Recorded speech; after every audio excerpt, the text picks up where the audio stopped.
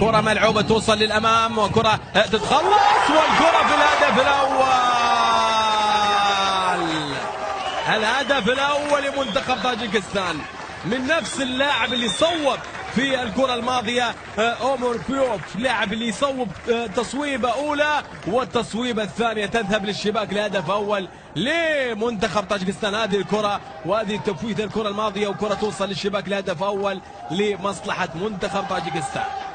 هدف أول في الدقائق الأولى، 9 دقائق فقط ليعلن الصاصي. يا سلام يا علاء، يا سلام يا الصاصي، واحدة كرة لليمن ممكن التسديد والكرة ملعوبة من جهة اليمين والكرة عندها جول جول جول جول.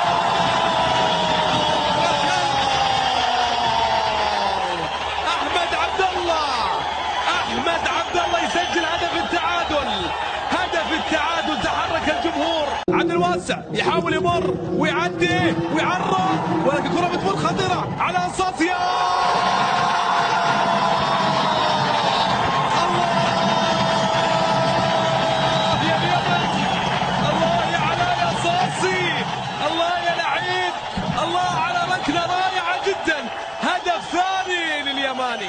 هدف لهذه الجماهير التي كانت تطالب بعلاء الصاصي. ظهر علاء الصاصي في الوقت الجميل جدا يا علاء. لعبة ملعوبة رائعة جدا. عبد الواسع مر عرضها بشكل رائع جدا رغم الظروف ورغم الآلام.